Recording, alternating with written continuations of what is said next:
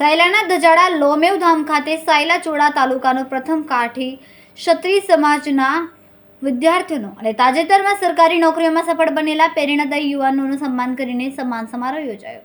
સમાજનો આ પ્રથમ કાર્યક્રમ ધજાડા લોમ બાપુના સાનિધ્યમાં લોમેવ ધામના મહંત શ્રી ભરત બાપુ ભગત, લીંબડી ધારાસભ્ય, પૂર્વ કેબિનેટ મંત્રી કિરીટસિંહ રાણા, શૈલેષ અકપરિયા, શ્રેષ્ઠ વક્તા અને મોટિવેશન સ્પીકર તેમજ પૂજનીય સંતો, મહંતો તથા કાઠી ક્ષત્રિય સમાજના ક્લાસ 1-2 અધિકારીઓ, ડોક્ટરો, નિવૃત્ત શિક્ષકો તેમજ શ્રી સત્યજીત કુમાર ખાચર, પ્રમુખ શ્રી ગુજરાત કાઠી ક્ષત્રિય સમાજ તથા મુનાભાઈ વિછયા, શ્રી સૂર્ય યુવા ગ્રુપ નવા સૂરજ દેવળ, તાલુકા પંચાયત સદસ્ય શ્રી સાયલ ચુડા, તાલુકા કાઠી ક્ષત્રિય સમાજ માર્કેટિંગ યાર્ડ સદસ્ય શ્રી સાયલ ચુડા, તાલુકા કાઠી ક્ષત્રિય સમાજ સરકારી કર્મચારીશ્રીઓ, સુરેન્દ્રનગર જિલ્લા કાઠી ક્ષત્રિય સમાજના અગ્રણીઓ, સરપંચશ્રીઓ, સાયલા તાલુકા કાઠી ક્ષત્રિય સમાજની પ્રેરક ઉપસ્થિતિમાં ખાસ ઉપસ્થિત રહ્યા અને પરસ્પર સાથ સહકારથી સમાજમાં શિક્ષણનો વ્યાપ વધારીને સમાજને સુદૃઢ બનાવવા યુવાનોને અપીલ કરી. આ સમારોહમાં સુરેન્દ્રનગર જિલ્લાના સાયલા તાલુકાના રહેતા કાઠી ક્ષત્રિય સમાજના વર્ષ 2025-26માં શ્રેષ્ઠ પરિણામ પ્રાપ્ત કરનારા તેજસ્વી વિદ્યાર્થીઓનું સન્માન કરવામાં આવ્યું.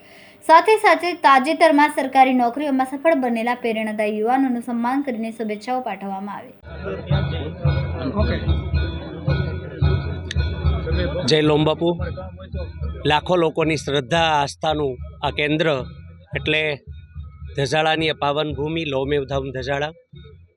આપણને ખૂબ ગૌરવ થાય કે વર્ષોની એક વિચાર બિંદુ, વર્ષોની એક રાહ કે સમગ્ર સાયલા અને ચુડા તાલુકાના તેજસ્વી તારલાઓ માટે, આગળનું ઉજળું ભવિષ્ય માટે આ ભૂમિ ઉપરથી કોઈ તેજસ્વી તારલા આપણા જે સમાજના છે એનું પ્રથમ સન્માન સમારોહ થાય અને આજે ગૌરવ સાથે કહેવાનું મન થાય કે વિચાર આજે સાર્થક બન્યો છે. ખૂબ જ ઐતિહાસિક રીતે, ભવ્ય રીતે પરમ પૂજ્ય ભરત બાપુના સાનિધ્યમાં સમગ્ર કાઠી ક્ષત્રિય સમાજ ગુજરાતમાંથી એમ લાગે કે આજે ગોતીને મોતી આજે ઠાકરના સાનિધ્યમાં ભેગા થયા છે. શિક્ષણના વિચારકો, ચિંતકો, આ ભૂમિ તો ભજન, આસ્થા, શ્રદ્ધાનું કેન્દ્ર છે. એની વચ્ચે વ્યસન મુક્તિ માટે અનેકવિધ પ્રવૃત્તિઓ ભરત બાપુ દ્વારા થાય છે.